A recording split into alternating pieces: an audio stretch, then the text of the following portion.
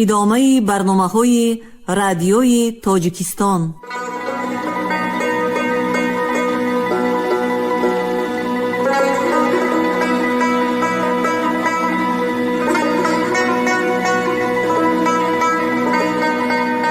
السلام علیکم شنونده های گرامی، با توجه شما گفتاری ادبی از سلسله خوانش بدیعی اثر نویسنده بزرگ تاجیک صدرالدین عینی، یادداشت‌ها در قرائت عبدالرشید خوجامقلوف، قسم 4، گفتار 86. این خانه ز خشتی کهنه انداختم، در وی جشن زرفتگان ساختم، تا اهل زمان ما بدانند که من یک عمر جوانی به چی ره باختم. مؤلف.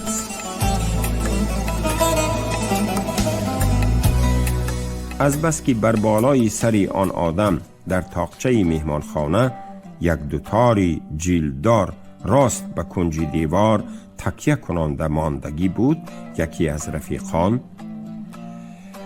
باید حاجی عبدالعزیز همین کس باشد گفت. اما دل من این تخمین را قبول نمی کرد، چون که افتو بشره گرگانه چشم تنگی بدخواهانه، پیشانه ترشی غضب نشانه، قیافه متکبرانه و خود آرایی خودپسندانه او در دل من ننشسته بود و دل من نمی خواست که حاجی عبدالعزیزی که ما سالها باز سیمای او را غایبانه مثل یک سیمای صنعتی روح افزا در خیال خود مجسم کرده گشته بودیم، همین آدمی نفرت انگیز باشد و در دل خود گذرانیدم. اگر حاجی عبدالعزیز همین آدمی منفور باشد، من از وی دست کشیدم و به قول سعدی شیرازی عطای او را به لقای او بخشیدم. در همین وقت پیش خدمتی بای صاحبی توی که نمدهای روی صفه را خنداشته ایستاده بود به ما نزدیک شد. من او را با اشارت پیش خود آورده و آدمی پیشگاه نشین را به او نشان داده: مگر حاجی عبدالعزیز دوتاری سمرقندی همین است؟ گفته از او پرسیدم. نه، گفت پیش خدمت مت کشیده با آهنگی که گویا مرا و این غلط فهمی هایم طعنه می زده باشد. یک سازنده اینقدر شأن و شوکت و زیب و زینت را از کجا می یافت؟ گویان او آهنگی طعنه آمیزی خود را شرح داده روشن تر کرد. پیش خدمت با این سخنان آخرین خود گویا گفتن می خواست که نخواد تو همین قدر بی‌تمیز باشی که سازنده هر جایی را از یک آدمی بزرگی دبدبه‌دار فرق نمی کنی. بعد از آن پیش خدمت علاوه نموده گفت: این کس محمد رحیم تایچه سمرقندی می باشند که از بایهای دنیا بوده حاجی عبدالعزیز بر این چند نفر یتیم و خدمتگار دارند. این کس مهمانی عزیزی خوجین ما می باشند که برای به توی خبر کردن این کس پسری کلانشان را به سمرقند فرستاده با عزت و حرمت به زور آوردند. من هرچند از سخنان طعنه آمیزی آن کاسلی سیبای بسیار رنجیده باشم، هم با سخنان آخرینش مانند کسی که در وقتی خوابی پرحول دیده ایستادنش ناگهانی بیدار شده بی اساس بودن آن حول و ترس را فهمیده شاد شده باشد، از آن پیش خدمت خرسند شدم و در دل خود شکر کردم که هرچی این آدمی بدبشره حاجی عبدالعزیز شده نبرآمد و در حال از پیش خدمت پرسیدم: پس حاجی عبدالعزیز در کجاست که می گفتند او هم در این توی با دعوتی مخصوص آورده شده است؟ آره، آورده شده است. گویان پیش خدمت از تریزه به طرف پایگاه مهمانخانه نگاه کرده، کسی را که ما او را از تریزه ندیده بودیم و در طرف پایگاه نشستنی حاجی عبدالعزیز را هیچ گمان نکرده با آن طرف چشم هم نه انداخته بودیم نشان داده. حاجی عبدالعزیز انا همان آدم گفت. ما به آن آدم مانند داماد شوندگان زمانی پیش که به عروس شوندگانشان از بالای دیوار یا ترقشی در با شوق و هوس نگاه می کردند، از شیشه تریزه با کمال شوق و هوس و دقت چشم دوختیم. آن آدم یک شخصی خرمای موی، سفید روی، کشاده پیشانی بود که گویا چشمان آبداری مهرنگیزش برابری لبانی خنده آمیزش تبسم می کردند. او در زیر لباسهای عادی تازه و آزاده خندان شکوفان نشسته، پهلو نشینانش را نمیدانم با چگونه سخنهای شیرین می خنداند. چرا او در این بزم نخواند و ننواخت؟ گویان من از پیش خدمت با تعجب پرسیدم.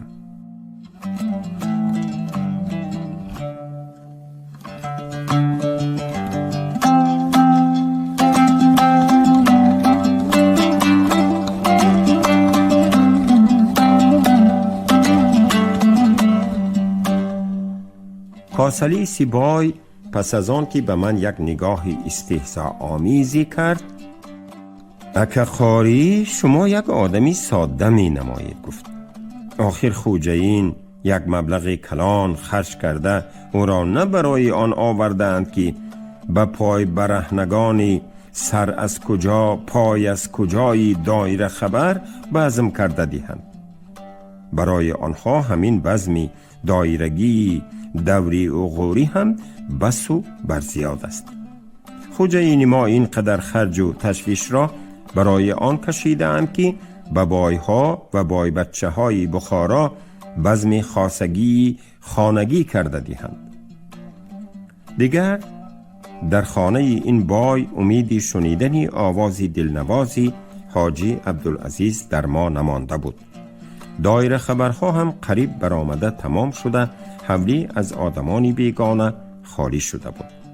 اگر دیر مانیم یا در برآمدن سستی کنیم، صدای مهمانانی عزیزی ناخوانده خوش آمدند را شنیدنمان مقرر بود. بنابراین ما هم با دلهای کشال از آن بزمخانه پرملال برآمده رفتیم. طبیعی است که در راه و در حجره قاری عثمان که بعدی از بزم برگشتن در آنجا نشسته بودیم، همه گفتگوزاری ما حسرت و ندامتی از دیدن بزم حاجی عبدالعزیز محروم ماندن بود. ما در آن وقت به آن تشنه مانند بودیم که و سرچشمه آبی گوارا او را برده اما بنوشیدن راه نداده از آن سرچشمه دور کرده باشند، یا مثل آن گشنه‌ای بودیم که بعد از به پیشش نهادنی طعامی با لذت او را از خوردن باز داشته باشند. اشرف جانی صندوقساز که بنابر بند بودنش به مهمانداری شوهری همشیرش آن شب با ما به آن بزم نرفته بود، در وقتی که ما در حجره قاری عثمان حسرت خورده نشسته بودیم، او هم از مهمانداری فارغ شده آنجا آمد و افسوس و ندامت کرده نشستنی ما را دیده گفت: افسوس خوردن و حسرت کشیدن در کار نیست. درست است که حاجی عبدالعزیز را از سمرقند آوردن دشوار بود. اکنون که او در اینجاست، یک ضیافت تیار کنیدان، من او را گرفته می آرم و یک بزم خانگی جمشیدی می کنیم. بزم خانگی بای سرش را خورد. ضیافتی را که سزاواری حاجی عبدالعزیز باشد، ما با این بی سر و سامانی چگونه تیار کرده می توانیم؟ گفت یکی از رفیقان. برای حاجی عبدالعزیز تکلفی بر زیاد لازم نیست. هر کس طعامی را که هر روز به تنهایی یا در پیش پدر و مادرش می خورد، در یک جا جمع کرده پزیم کفایه است، گفت اشرف جان. من که با او در سمرقند شناس و حالدان شده ام، اگر گویم که چند نفر ملا بچگان قشاق صنعت دوست که در بین آنها شاعران هم هستند در آرزوی دیدن شما می باشند، او آمدن می گیرد. پس حق قدم او را چی می دهیم و کی می دهد؟ گفت من پرسیدم. در این گونه مورد به او حق قدم دادن در کار نیست، گفت اشرف جان. اگر چیزی دهیم نمی گیرد، هم حتی می رنجد. با این مصلحت و بشارت اشرف جان امیدهای مرده ما گشته زنده گردیدند و دلهایی از مایوسی پژمرده شده دوباره سبزیدند و شکفتند و در خود همان مجلس هر کدام از رفیقان چیزی برای ضیافت وعده کردند. ضیافت و بزم شدنی را در حجره قاری عثمان که وسیع‌ترین حجره های آن مدرسه چه بود تشکیل کردنی شدند. معین کردنی وقت، تهیه اسباب ضیافت به وعده حاجی عبدالعزیز وابسته ماند. اشرف جان وعده داد که در نخستین شب فراغت حاجی از توی بای برای به اینجا آمدنش از او قول خواهد گرفت.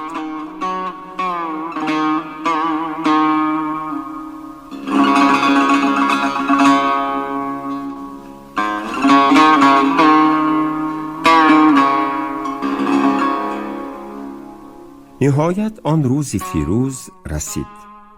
اشرف جان مژده رسان شد که همان شب حاجی را خواهد آورد. رفیقان هم موافق وعده خود اسباب ضیافت را مهیا کردند.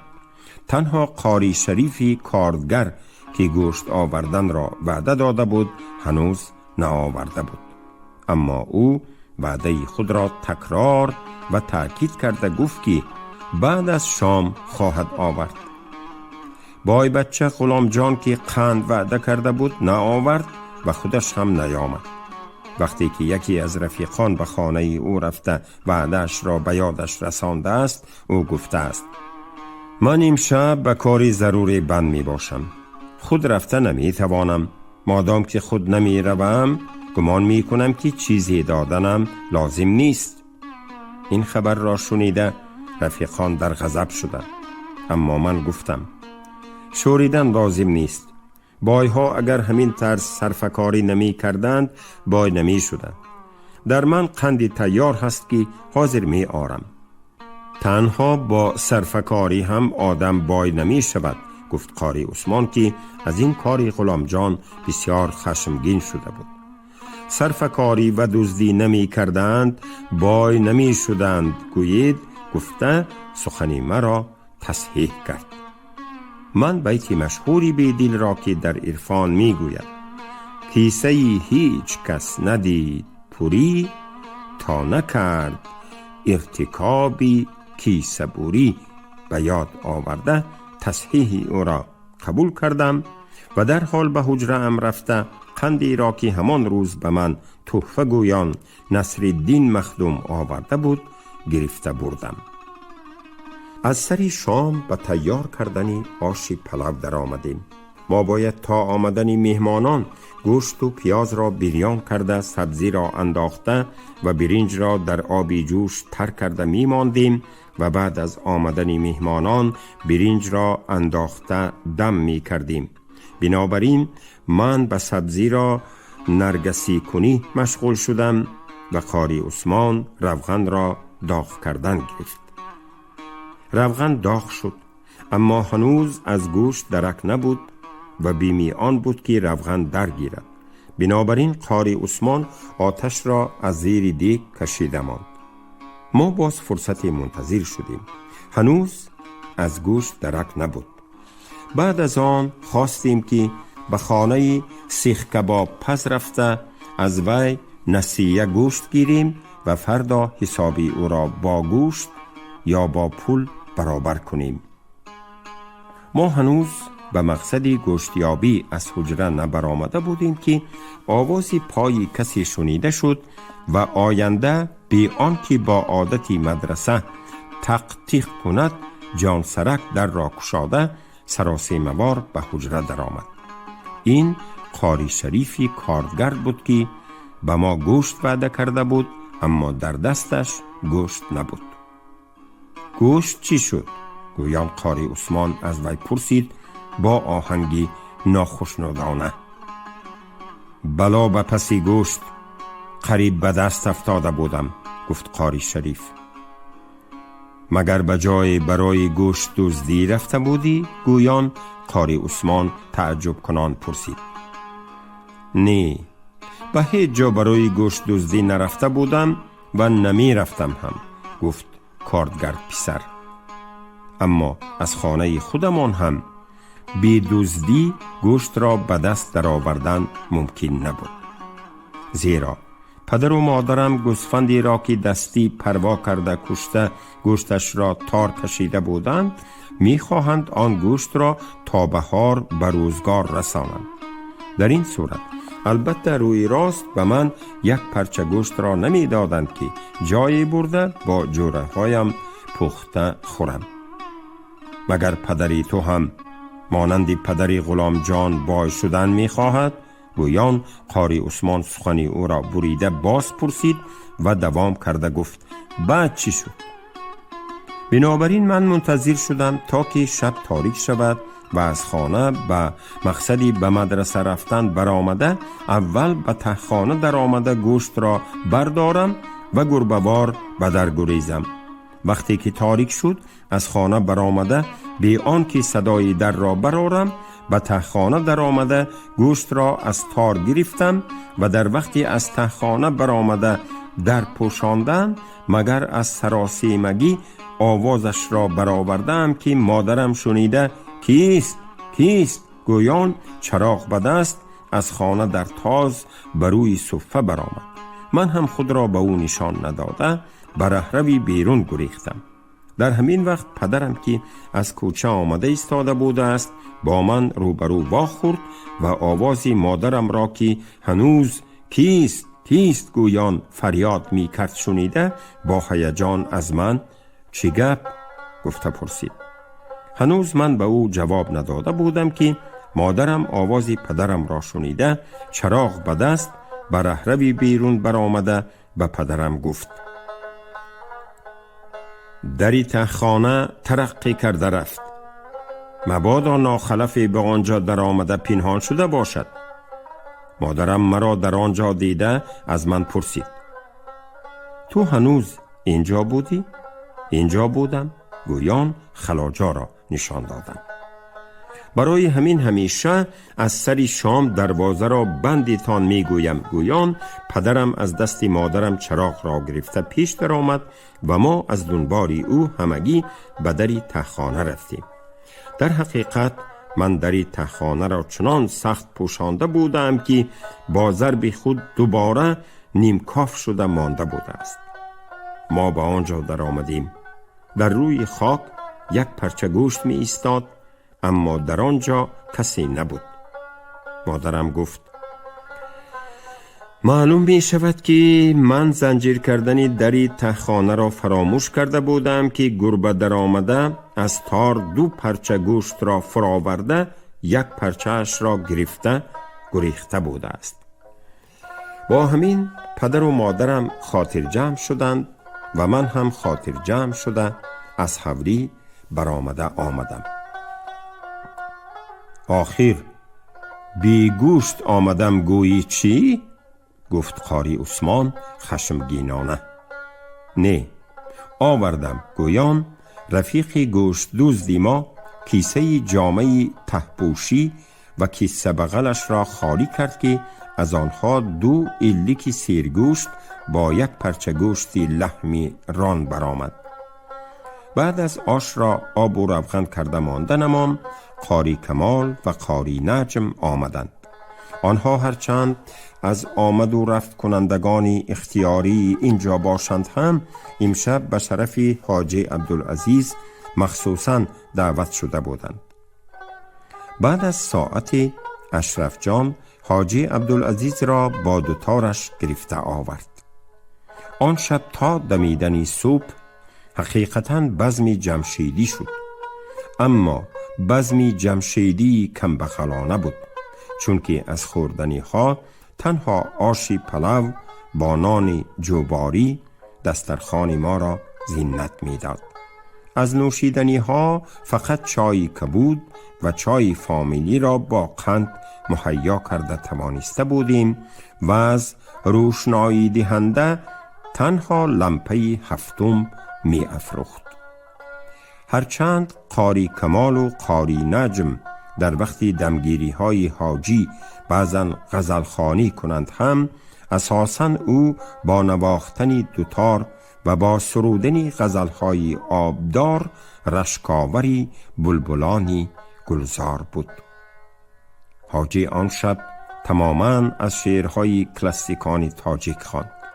از آن جمله یک غزلی لیریکی ردیفش نازی بیدل را سرود که یک بیتش در یادم مانده است و به یادگاری آن شب در اینجا قید می کنم.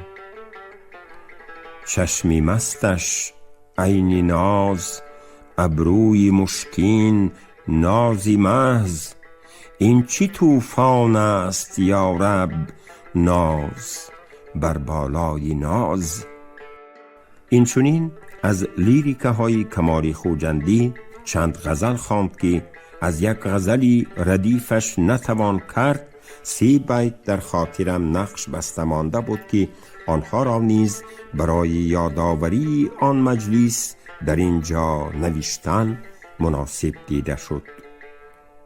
گر تیغ زند دشمن و گر طعنه زند دوست، قطع از تو و سودای تو قطعا نتوان کرد. در دولت خوبی به گدایان دری خویش، لطفی بکنیم روز که فردا نتوان کرد.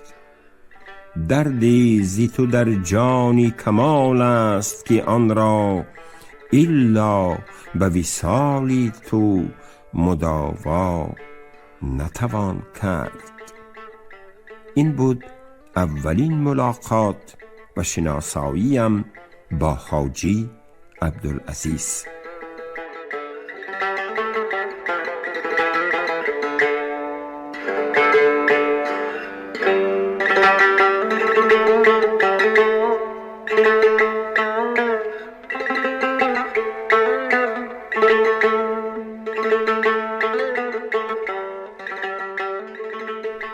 غیبت خانه.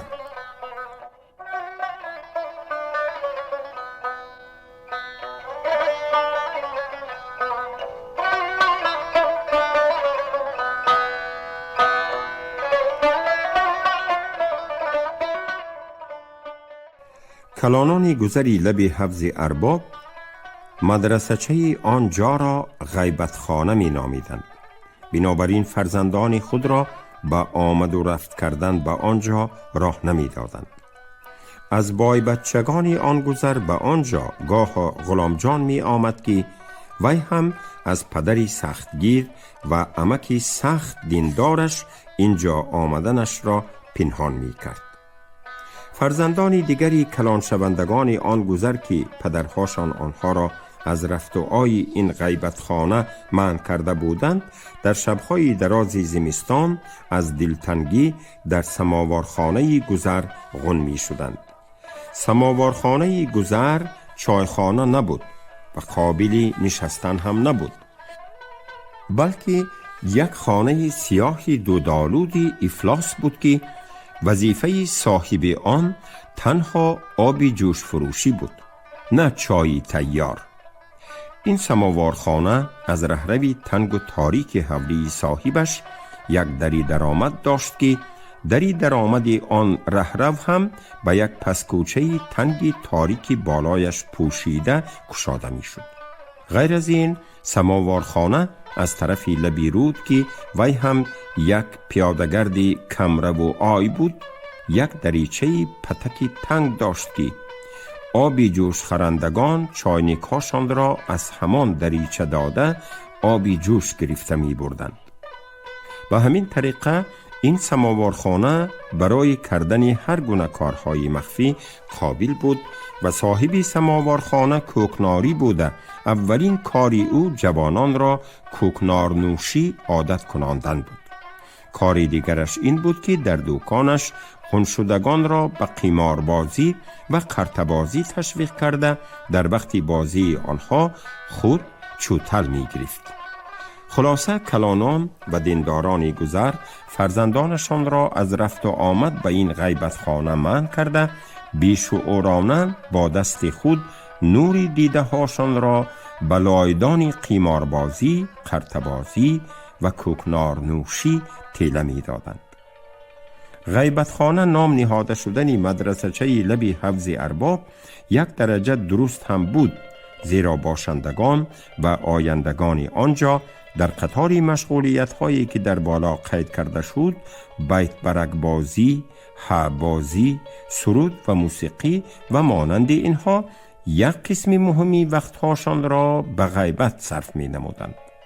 فقط بیشترین غیبت های آنها غیبت های شخصی نبوده، شکایت های اجتماعی بود، چنانچه از میرشب، از قاضی و رئیس و از امیر و اهل دربار او و عموماً از حاکمان شهر و صحرا و از کردارهای بدی به عامه ضررناک بایها و ایشان و ملاها شکایت می کردند.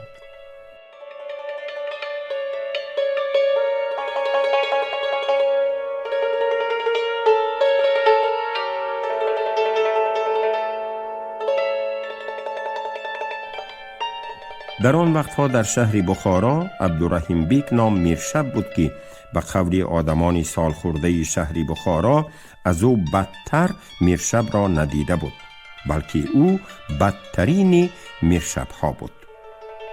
عموماً مأموران امیر، قاضی ها، رئیس ها، حاکم ها و دیگرها از خزینه ماهانه نمی گرفتند و با یگان راهی که از زمان پیش عادت شده آمده است معیشت خود را تأمین کرده به امیر هم پیشکش می کردند. درست است که آن مأموران هم بسیار پاره و رشوه می خوردند و بر سر اهالی جنجال ها خیزانده خانه هاشان را خراب می نمودند. با بایان و سودخوران یک شده مردم را تالان و تاراج می کردند. با بهانه اندازگیری خلق را حتی به فروختن دختر و پسرهاشان وادار می نمودند. در این میان آنها منبع درآمدی روی راستی عادتی هم داشتند. اما میرشبها یگان درآمدی روی راست نداشتند. وظیفه اولین آنها دزدان را دستگیر کردن بود، لیکن با دزدان شریک شده مردم را تاراج می کردند. وظیفه دیگرشان قماربازی را منع کردن بود، اما در قراولخانه های خود قمارخانه کشاده نام آن را پایتوخ مانده بودند که از نیمه زیادی برد و بای قماربازان با نام چوتل و کیسه آنها می در آمد و مانند اینها. اما عبدالرحیم بیک که از 15 سال زیاده تر در بخارا میرشب شده بود، برای تاراج کردن مردم هر روز اصولهای نو به نو می برآورد.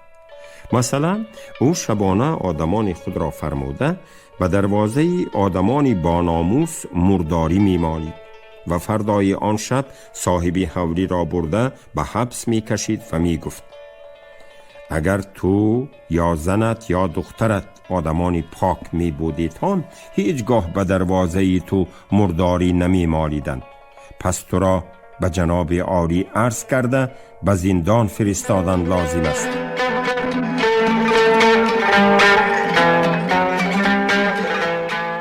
شما گفتار 86 را از روی اثری نویسنده بزرگ تاجیک صدرالدین عینی یادداشت‌ها شنیدید. راوی عبدالرشید خوجمقلوف، کارگردان شیرعلی نغزلی. پایان گفتار ادبی از سلسله خوانش بدیعی.